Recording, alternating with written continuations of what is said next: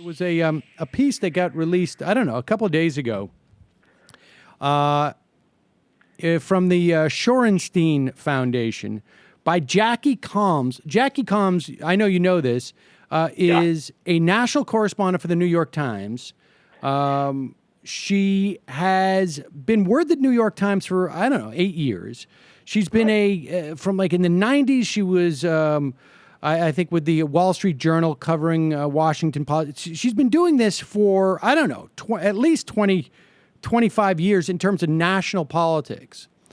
And she wrote a really impressive, I mean, it's like a book almost, report in for the Shorenstein Foundation, basically about how the conservative media has taken over the Republican Party, and they cannot govern anymore because of it.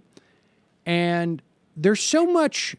I have so many different reactions to this, but it is, to me, it's encouraging at least that people like her, who's a good reporter, but are starting to become aware of what's been going on. And at the same time, it's shocking that they haven't been. Yeah, all that is all true. And I mean, essentially what she lays out here in what is a really well-researched and well-written piece, not surprising, is a lot of the kinds of things that you and I have been talking about on this show for a long time, and everything else, we've discussed about potentially talking about today. This ties into all that. I mean, how you kind of started talking about Donald Trump. He's the best example of all. I mean, look, what you used to have is, and I'm not saying establishments are always good things. As you know, you and I have our problems with establishments quite often. But you had an establishment in the Republican Party that was a moderating force that would they would consciously, if you went beyond a certain point, you were rejected, right? I mean, there was a period of time when McCarthy got away with his whole, dog and pony act because other people in the party were scared of him. And then a half dozen or so moderate Republicans, including Margaret Chase Smith of Maine is a great example, and others stood up and supported censuring him. People from his own party and said this is unacceptable. So the moderate Republican president, Dwight Eisenhower. When the Birchers came on the scene, largely 50s, 60s, whatever, it's not to say, again, that some of these other conservatives were terrific figures, but, famously Buckley said, kind of pushed them away and said, we won't embrace this sort of, if you look at what the Birchers are saying then and what the Tea Party says today, it's almost indistinguishable. Right? I mean, there's a traitor around every corner. Everything is a conspiracy.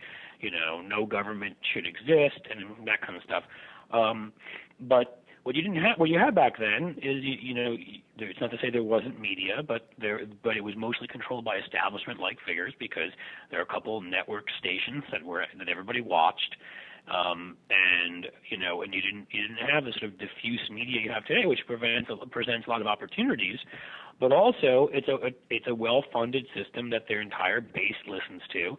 It's I've often put the blame on Fox, but obviously and Limbaugh. But I think she makes another point there, which is there are local copies of these guys everywhere, and that's hugely important. There was a point in 2004 where I was a political analyst for the Sinclair broadcast system, which some people may be familiar with, others may not. And there's a huge controversy. It was always me taking on a whole number of right-wingers. I don't know if you remember Armstrong Williams, that I do. Interesting individual. Well, I could tell stories about him the whole show, but we'll leave that aside for now. And, they would have editorials on, and they own local news stations, and they definitely own some in Ohio and many swing states. And they would put on stuff that was just pure propaganda, about the Iraq War. They helped push the Swift boat stuff. So that's a local example. Here we've got a talk radio guy in Cincinnati, Bill Cunningham, who's just a complete imbecile. Yep. He's been nationally syndicated now on, I think, on Sunday nights or something, but he's on every day here. And, and so this stuff is pumped into local markets by local figures, too. And the biggest problems are, first of all, the party has lost control. They don't control it. You add Citizens United into that. They don't control the money anymore. Yes. They don't control opinion anymore. Then the second part of that equation is the era of sort of objective media, where our media, everybody feels like they cannot call out what is quite obviously a problem. There are certain issues that have been decided, right? Slavery and segregation, all sorts of racism that are overt, bad. So they'll take a side on that, right? They won't have two sides debating, whether slavery was a good idea or not. Right. But they'll have two sides debating whether global warming is actually happening, and whether more guns means less crime, and whether banning abortion is a good thing for women, it will protect their health, and whether cutting health care from people is good for the long term, they'll work harder, or whatever stupid theory they have, whether supply side economics works, and I could go on and on. These are all things that have been proven to be failures. They've got a couple paid off people on their side who come out with this crap all the time, who are not real. If they ever were social scientists, they no longer are. And then there's the preponderance of evidence by people actually doing real research on the other side, the 98 or 99% of people that say whatever their position is wrong. And the evidence we have in front of us about, for example, supply side economics and what that's wrought.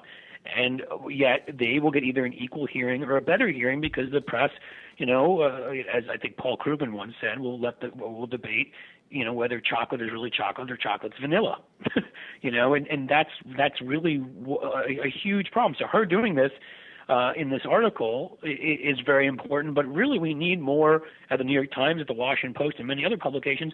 When somebody says something that's just literally stupid and factually untrue, it has to be called that. There's no balance. You can be objective. You don't have to take one side or the other. And so when people on the left say something that's factually untrue or whatever, point that out too. I know which side will be pointed out a lot more.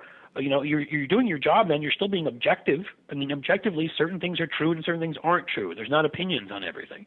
And so I think those two things have come together and created this feedback loop where Republican primaries are decided by the furthest right, most, influenced by Fox News and Koch brothers and, that kind of thing. And so if you're not willing to say the crazy thing that comes to your mind, somebody will move to the right of you will say that, and the media won't call them out on it, or at least maybe will in editorials, but won't in their news sections that people actually read. And so you get a phenomenon like Donald Trump, the perfect example of what the logical, conclusion is of this kind of a thing, where he's leading in the polls because he's willing to say things that are even crazier than other people that I don't think he has thought about twice or once or believes, or doesn't really matter. He knows what people want to hear. He's willing to say it. And he has some fame and some money, and that's created a situation where he's now more than doubling anybody else in Republican primary polls, and that's because of all this stuff that we're talking about right here. Well, I'll tell you something. There's a lot to cover in what you just said, but working sort of backwards, I actually think the amazing thing is that we have. There's a quality to this, sort of story that Jackie Combs is reporting on that is like, it's a little bit old, like you say. But the fascinating thing is that for a while, and I would put this back, I don't know, maybe 10 years ago, 12 years ago, when you were working for the Sinclair Broadcasting, where there was only one game in town. And part of that was because the web hadn't quite developed to where it is now, even as late as 2004, maybe, 2003. And there was only one game in town. And so you now have a situation where Trump, he's in two different universes, right? Like he's in, and this is sort of gets back to my sort of Michelle Bachmann Tea Party theory with the two cameras. You can't look sane to both the Tea Party and or you want to call them the Republican base, either way, it doesn't matter. And the rest of the world at the same time. And so Trump, we have this phenomenon where Trump, like you say, is double digits on his nearest opponent in the Republican Party. And yet he is doing the poorest in national polls relative to any potential Democrat. But I want to, here's one thing that really struck me about, and Jackie Combs did a podcast for the Shorenstein Foundation talking about it, where she said before she started this project, she wasn't aware of right-wing media beyond Limbaugh and the National Review. And she said she was surprised at the size and the radicalism of the right-wing media activist network. Now, that to me is mind-blowing because you are out there reporting on national politics. And to not be aware, and I would wager a guess that she is aware of every major left-wing outlet, just tangentially. I don't know if she reads in these times, but I don't think she'd be surprised to hear that it exists. Right. And part of that is because on the left, it is smaller, but significantly smaller. I mean, I don't even know if people But also understand. the left seeks, publications and these things in the left seek mainstream credentials. Yes. In other words, they still care about truth and facts. I've written for most of the public. I mean, I've written for not a long time, but I wrote for In These Times at least once or twice. And you still have to, when you hand in something to editors, it can't be just made up. Well, It and has to also actually be true. Yeah, go ahead. I don't know. I think this is I think what you're actually touching upon is, forget about ideology for a moment. When you look at the left publications, the sort of the primary, the bigger ones, and by left I mean left of center, their business model is such that they can't be sequestered in their own world. When you look at, I mean, I don't even know if people listening to the show realize there are at least 2 or 3 or 4 or 5 like other right-wing networks aside from Fox now. There's the World Net Daily that has it's like a TV network. Right. There's I think Heritage has one. I mean, there's multiple of these. That I don't even, the CBN, the one, the American Family Association, they all have these sort of like mini cable networks. I think partly are on radio, partly are on the web. And then, I would, and also there's, let's say just quickly, I don't mean to interrupt, but radio, large, so it's not just sort of the, corporate radio, like Christian radio, like Yes. Salem Communications, like large scale. There's just nothing like that on the left. Nothing. Large scale, syndicators whose sole devotion is to putting a far minority, very right-wing Christian point of view all over the place. And to not be aware of all of these outlets, which necessarily means you're not listening to them, is to really have no sense of what is driving. Let's say you just pay attention to these bigger outlets, and you beyond Limbaugh and National Review is your only perception of what is right-wing media. You have no idea what is driving the motivations or the plans of these Republican leaders. Like, if you don't realize... And again, it's important to point out, we've discussed this before, that Mike Huckabee was selling some biblical cure to cancer through his email list.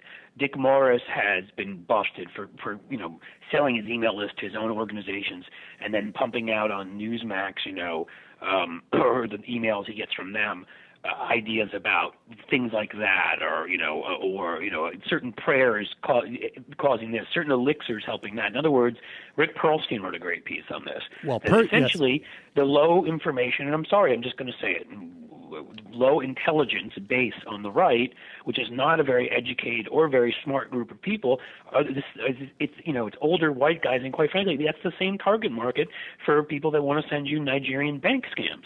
So it's no surprise then that that a lot of people get into this on the right also for money, because there's a huge business model there.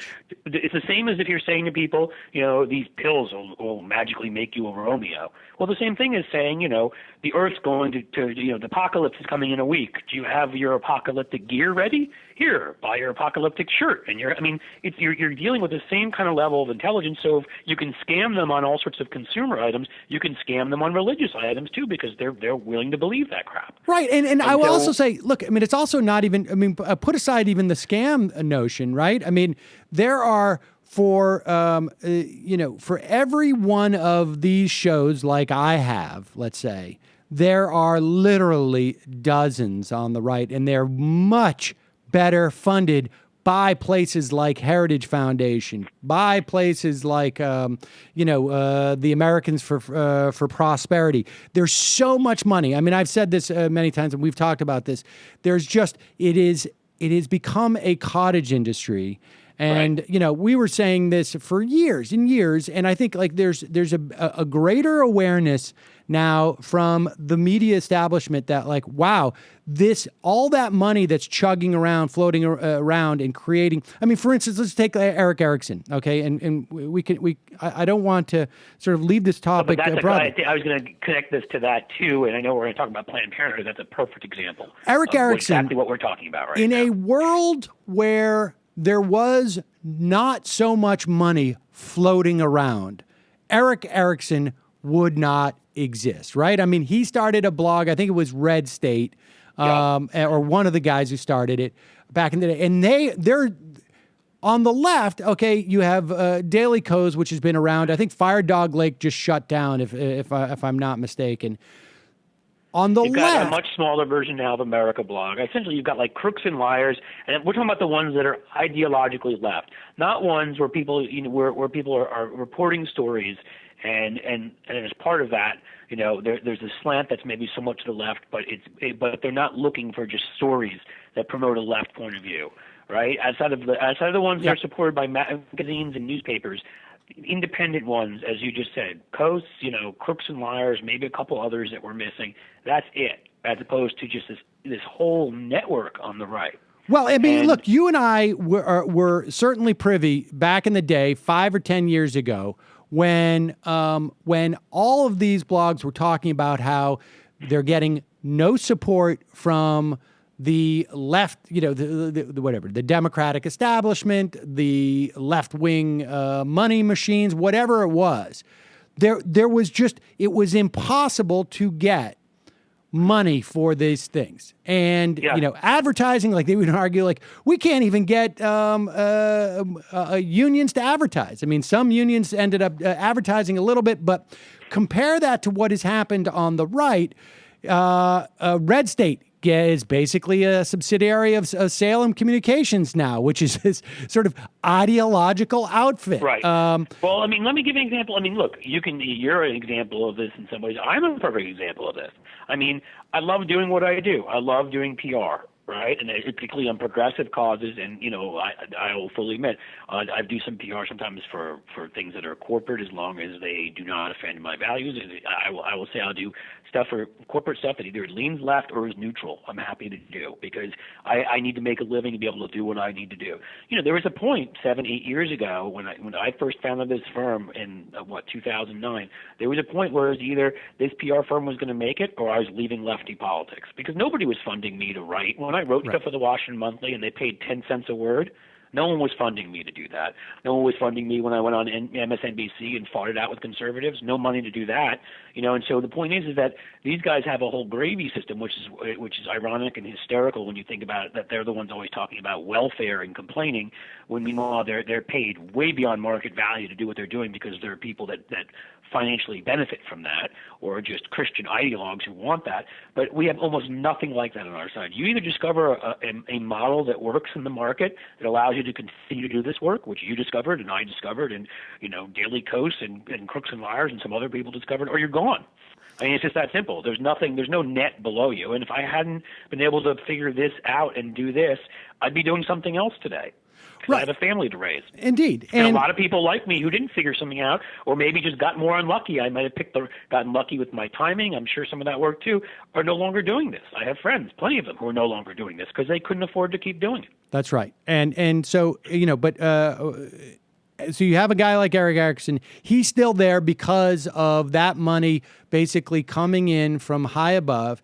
And now he is basically saying, he wrote today, just coincidentally, and that's probably why I'm using him as an example. And so now the guy, his career is built now. And yes, if you get on the Red State mailing list, you will get the freeze-dried food and all the other stuff. But he's got 4 different sources of income. He's got that. He's got sure. I mean, it's a whole enterprise. He's a Fox contributor, I believe. He gets paid for that. He's got a radio show. He's paid for that. A lot of this stuff is way beyond any reasonable market value that he provides. But he provides value. Well, he's providing value to somebody. I mean, they're funding him, and on the right they do it properly. It's the value he provides to people that don't want their taxes to go up, or want there to be prayer in school. Fair enough. I'm not even. I'm not even begrudging that, other than to point out this dynamic where I'm not begrudging it either. I'm just pointing out a dynamic where people are funded above what market value says you should be paid to have a radio show or to write articles. On top of that, subsidized. They're given all sorts of grants and sinecures at